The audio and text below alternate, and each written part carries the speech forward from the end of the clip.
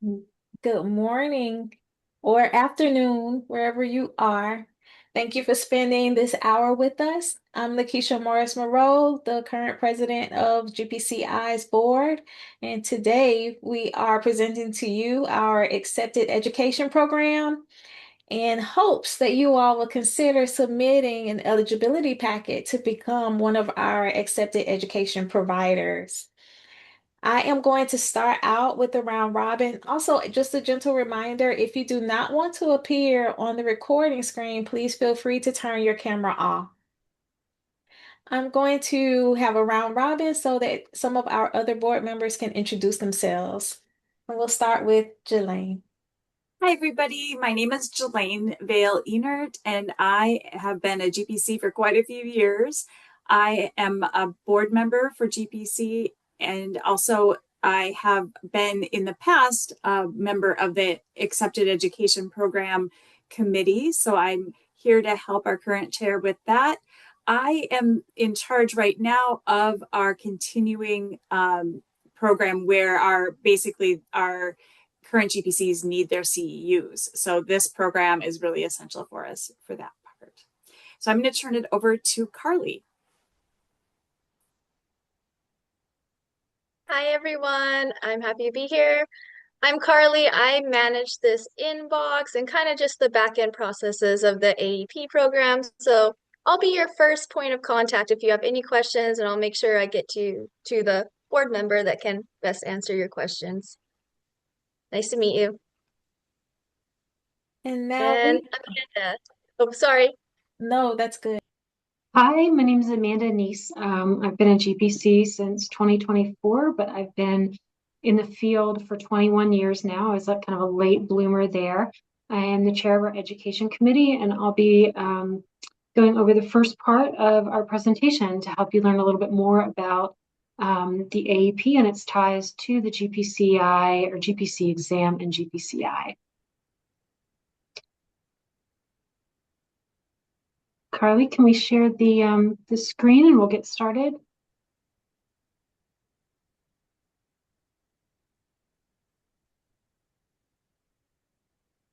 There we go. Thank you. So as Lakeisha said, welcome to the Accepted Education Program Fireside. Next slide, please.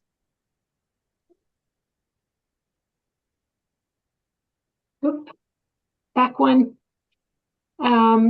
So this is kind of an outline of what the presentation will be today. We are going to talk a little bit about who we are as the Grant Professional Certification Institute, the Grant Professional Certified Credential, the GPC credential, and how the Accepted Education Program connects to the GPC credential. We're also going to review the application process and pricing structure for becoming an AEP member. Also, we're going to introduce briefly our EEP program, which is our endorsing employer program, which should be a consideration for anyone who is applying to be an AEP. And then we're going to take a moment to answer all of your questions. As we're going through the presentation, if you want to put those questions either in the Q&A box or the chat, we will try to answer them as we go along, and we'll also have a moment for questions at the end. So our mission, GPCI, we are the Grant Professional Certification Institute, and we're dedicated to measuring and promoting competency and ethical practices within the field of grantsmanship.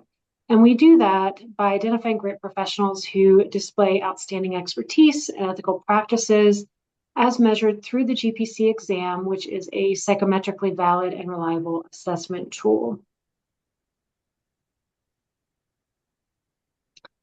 What is really neat about us is that the GPC exam is a nationally accredited credential for grant professionals.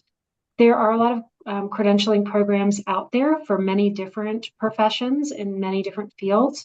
But what's really important to us is that our credential is nationally accredited, which is a higher level of accountability for the exam and what it measures.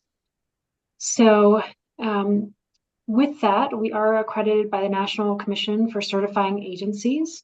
We do focus on competency assessment. So and I'll go over the GPC competencies in a moment, but we are really assessing the skills of the test taker independent from education or training programs.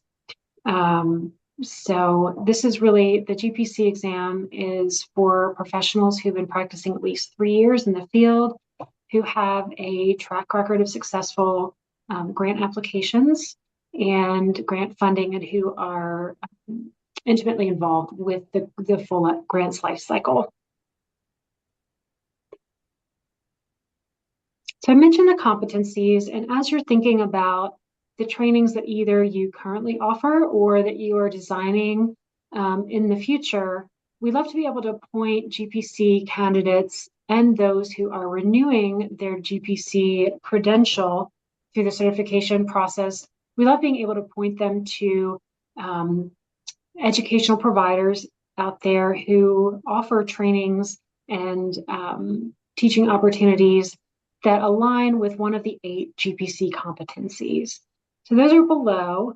So as you're thinking about, again, the presentations that you currently offer, the learning activities that you offer, or thinking about designing them to meet the needs of grant professionals, we urge you to take these competencies into consideration. And when you put forth your application, we will also ask you to provide more information about the learning activities and how they align with those GPC competencies. A lot of times, grant professionals want to shore up their experience in areas where maybe they are not as strong, or maybe don't feel quite as confident as they should. And so either, as they're preparing for that exam, it helps grant professionals readily identify opportunities to shore up their skill sets in areas where they feel like they could use some additional instruction.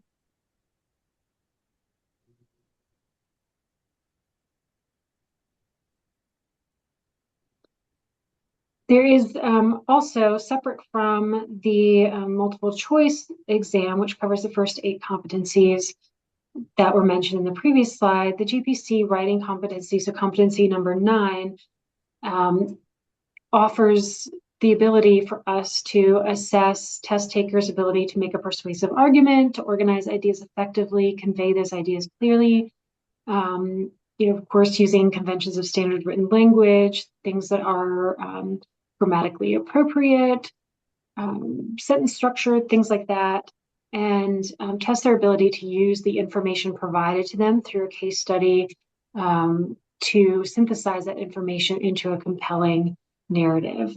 So that is the 9th competency there for the GPC exam.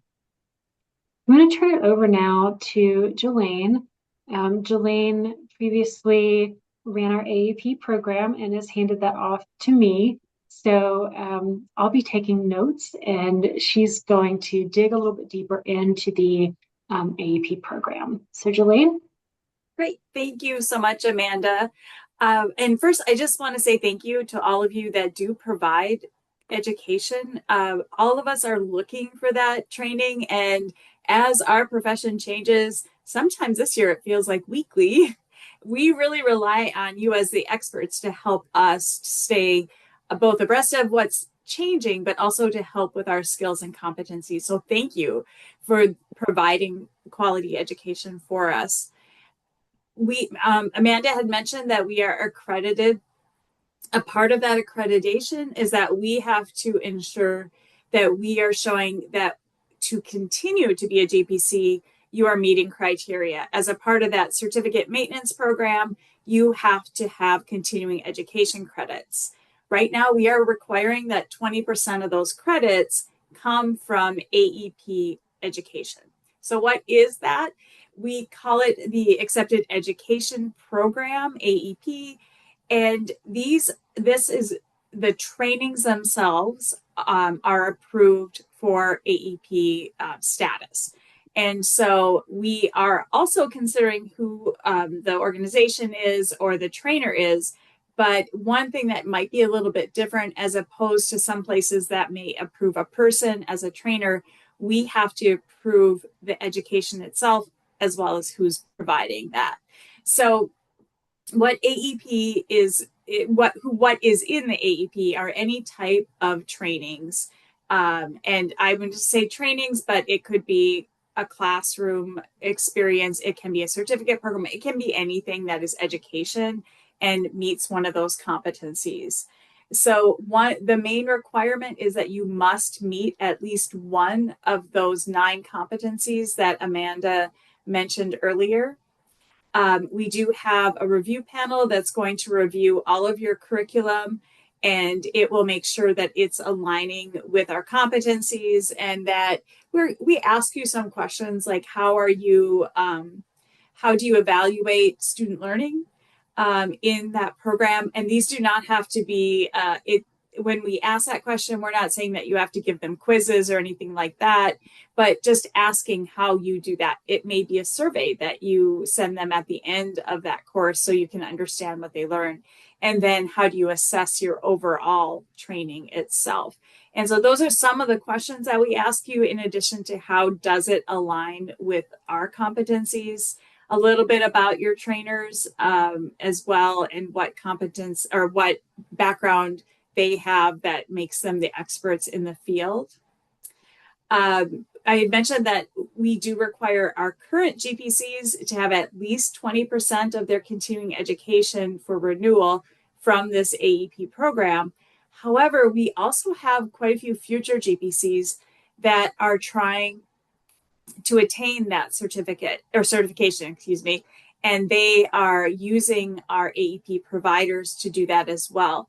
One of the wonderful things that we have is that when you're in the program, when your curriculum is in the program, people can search. And so if I feel like competency 3 is a weakness for me, I can go into that database and I can look at competency 3 and who's offering trainings that are related to that competency. So that can help me to hone those skills. It can be as well something that as I'm renewing, I might need to, maybe that's been in my performance review that I need to work a little bit more on certain areas, and I can find those through our competency search engine as well.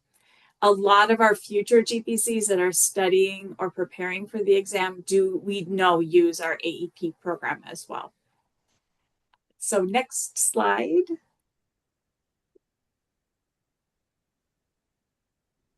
So I've mentioned a little bit of the benefits for our GPCs, because they are going to be able to get quality training that's been vetted, that also is tied to their competencies.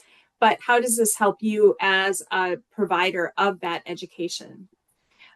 We believe that this helps you by aligning with our organization. It adds that credibility. We are internationally accredited. We have to maintain strong standards of review and vetting of the curriculum.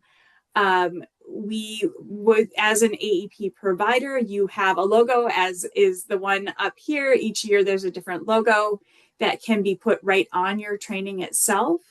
And then we also are going to provide on our website, we're going to provide your logo and a link to your website. And then also in our little database, for lack of a better word, you will have links to your actual curriculum in there as well. So Carly does a great job of staying in touch with you, keeping that updated and maintained for that. So those are searchable for our current GPCs, future GPCs. We also do a newsletter every other month, and through email, we have quite a list of, I think, at least 6,000 on those email lists. And we do spotlight at least one provider each time we do that.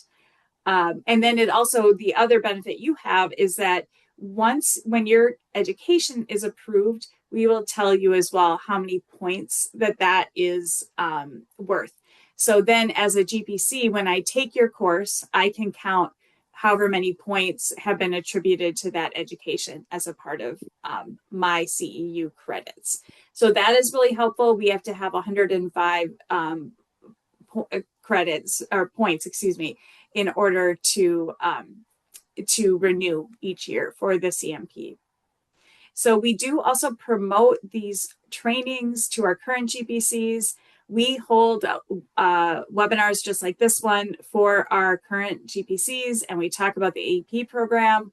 We talk about how to find that. We ensure that they know which education is a part of the program and which is approved, and reiterating constantly that 20% is required for that renewal. That is, now we've been through a whole cycle of people who've had to do the AEP, so they're very familiar with it now. And then we also hope that this helps provide visibility for you to people who are aspiring to have the GPC. And so we often have new grant professionals who are coming to our webinars, and they're saying, I'm just starting out, but I'm already thinking about this for 3 years in the future, and 3 or 5 years. And so even for those professionals, hopefully that gives you some good visibility and some marketing to them as well. It is a resource for all. It's open to anyone on our website, and it is a resource that provides those vetted and verified to meet competencies education trainings for basically any audiences that might pay or be a part of your trainings. Next slide. I'm going to turn it over to Carly because she is our application expert. Thank you. Okay, this is just a quick slide to go over the application process. So the first thing you'll want to do, and after this, you're going to get a follow-up email. It will have links to everything, but on our main AEP webpage, there are a lot of helpful resources. So the first thing that you'll do is you'll confirm that your trainings cover the grant competencies, and there is a link to a PDF that gives really in-depth description of these competencies on that webpage. And then the next thing you're going to do is you're going to complete an application, and there's a link to that. And it's very basic. The application itself is just asking for the contact person, best email, phone number, address, your company website. And then the next step to that, there's another link to submit your actual trainings. And I just want to say, you don't have to have all your trainings ready to go. I know sometimes those are developed throughout the year, but if you could just give one training right after you submit your application, that way the reviewers have an idea of not just who the organization is, but the kind of training that will be accepted into the program. So, like I said, they're just Google Forms. They're very simple. When you complete the training, sometimes you have questions, definitely reach out to me at this email up here. But there is also on the website a fact document that will explain a lot of these things. You're going to be asked for like a biography of the trainer. That's just to ensure that the person training, is credible and expert in these competencies and has the background necessary to be teaching. And then you'll be asked, like, is this a live training webinar? There's definitions of all these things on the fact sheet. So there are a lot of resources to help you fill it out. And then once submitted, I make sure that it gets to the board members and any other of our reviewers, and you'll get notified pretty soon. The process, it says within a month, but honestly, it's usually a lot quicker than that. And then your trainings as well. As like I said, you do not have to have all the trainings up front. We realize that those are developed throughout the year. So you'll keep using that same link to submit trainings as you go. And then you'll also, when you submit your application, one of the things on there is you select your pricing. And from there, I'll make sure you're sent an invoice. It's very easy to pay online.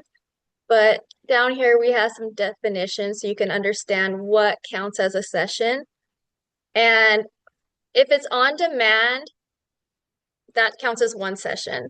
But if it's offered on several different dates, like a live training or a live webinar, that's going to count as multiple sessions. Always reach out to us if you have questions. I know it can get confusing.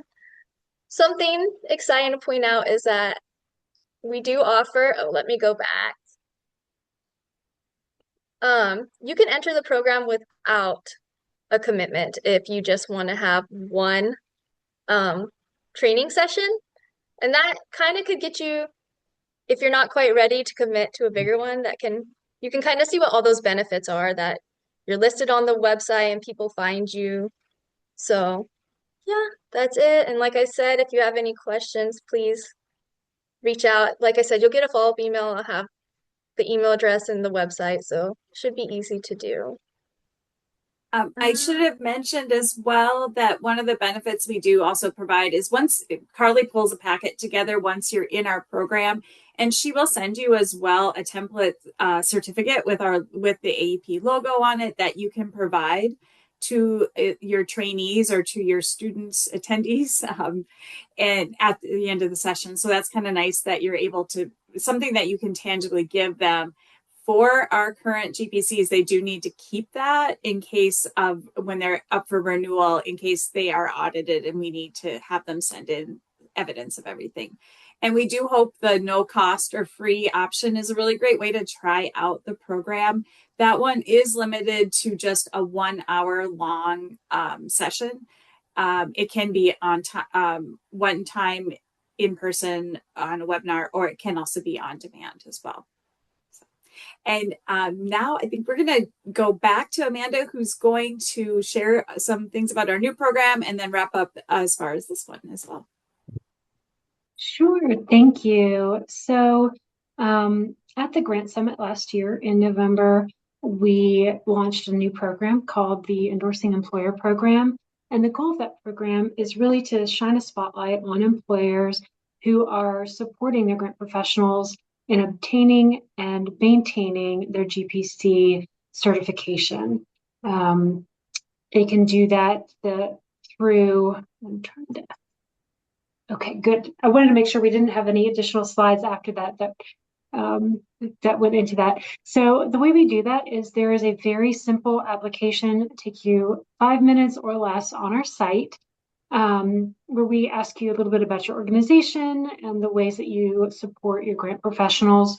It can even be, if you don't have grant professionals on staff yet, do you put GPC preferred in your employment ads and in your job descriptions? Do you provide opportunities for advancement for candidates or individuals who are on staff once they get their GPC credential? So it's a very quick, it's online. You don't have to print anything off and send it in to us. There's absolutely no cost to apply. There's no cost to be a part of the program. We want to, again, shine a spotlight on those employers. We also want to be able to drive GPCs and highly credentialed individuals to those employers who are supportive of their credentialing. And so the way that we do that is once you have been approved, we give you this seal for you to place on your website, and then we ask you to send us a high quality version of your own logo, which we then place on the endorsing employer page with a link straight back to your organization. So if you have grant professionals who are credentialed or who are highly skilled and are looking for those employers, they can come to our page and readily identify their top organizations to apply to. So that's part of the Endorsing Employer Program. We have close to 30 currently on our webpage, with more coming in daily. If you are an AEP or applying to be an AEP, we strongly encourage you to apply for the EEP program as well. Again, it takes very little time. There's no cost. And it's nice to see that our advanced education providers are also, to the extent that it makes sense, endorsing employers. And I just wanted to add, we use employer in a more general sense. So if you have contractors, you are still eligible for this program. So you don't have to be hiring employees. If you have contractors that either work with your company as doing those trainings, that would absolutely apply or make you eligible for the program as well. So, thank you for covering that, Jillain. Good point, because we do get that question quite a bit of the time. Okay, I think we're going to open it up for questions now.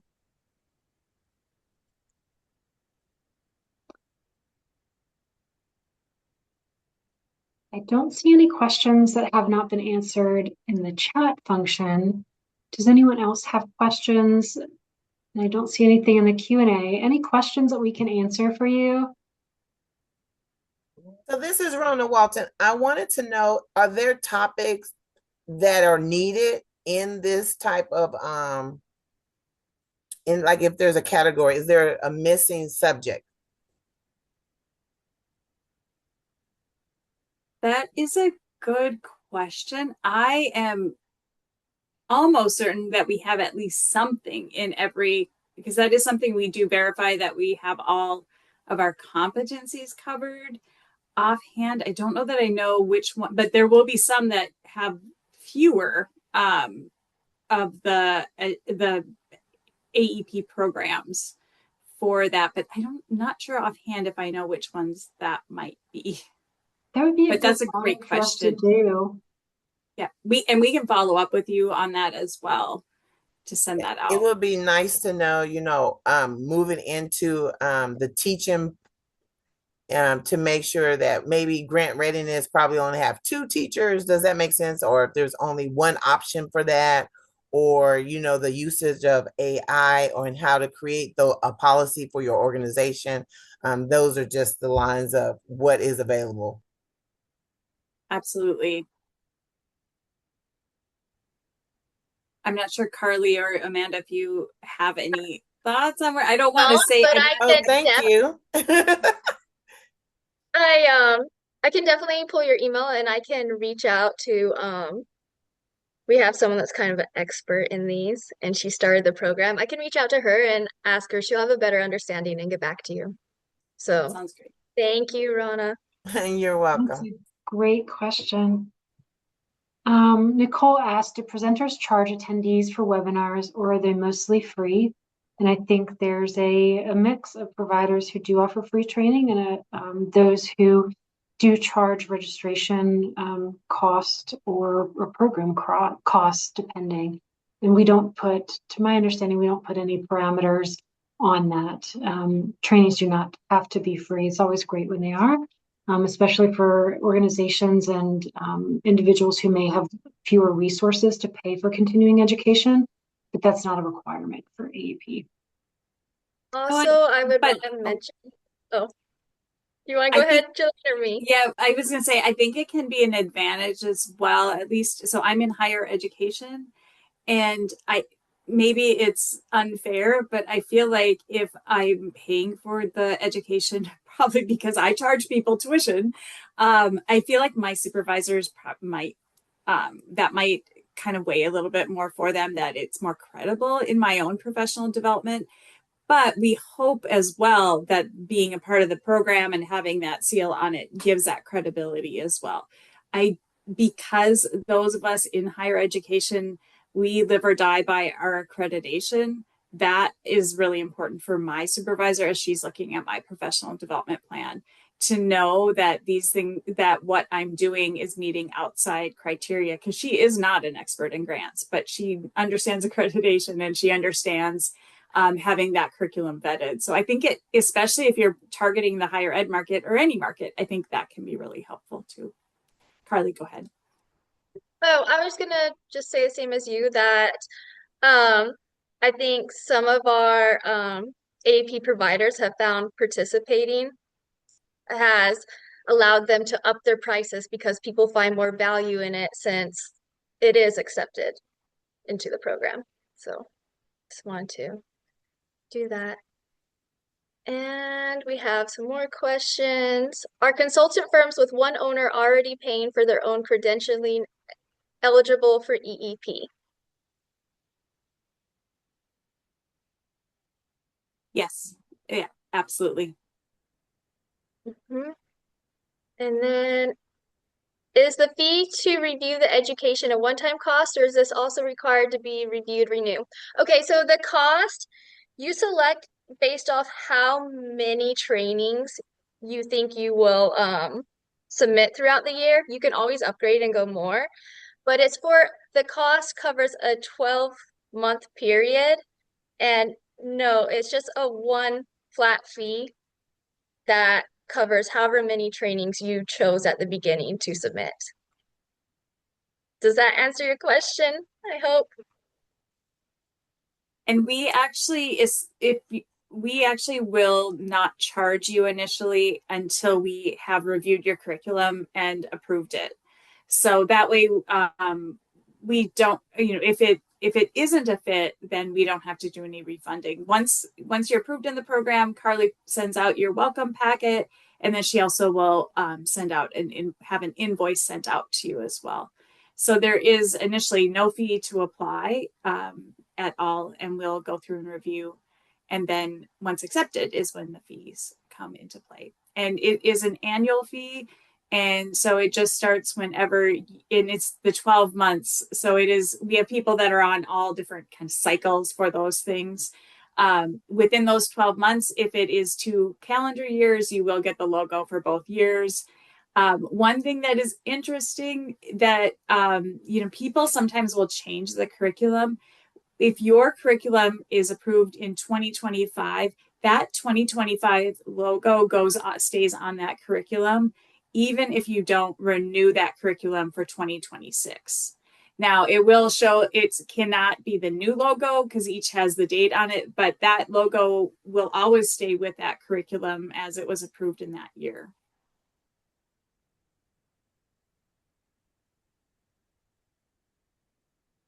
Other questions that have come up? I'm going to say I'm really biased, and this is probably a selfish thing, but I love that there's so many new providers here because I am always looking for new trainings for myself as well as I'm renewing. So I'm excited to check out many of your websites and see what type of trainings you're doing. We just appreciate what you do, especially in the time of AI and such a rapidly changing profession. Thank you for what you're doing to keep us informed and up to standards. And I just feel like every time I go to a training, if I pick up at least one tip, I feel like it's successful. But the trainings I've been attending lately, I just am furiously taking notes, even having been in the field for 20 years, just because it's so fast changing right now. So thank you for keeping up with everything and for informing us and providing the wonderful education and training that you do.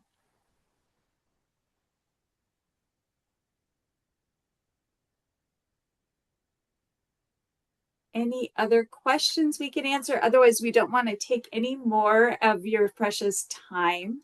Carly is also, she's the one who answers our AEP emails. She is fantastic and will walk you through the process. She'll reach out to committee members with any questions that you might have that she can't answer, but she's brilliant and really great at connecting.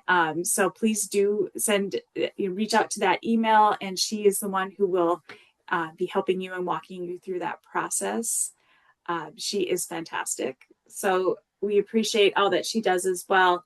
And we do say a minimum of a month before things are returned to you. But with Carly, she is usually turning those things around really quickly. So we very much appreciate that. Thanks. And thank you everyone for attending.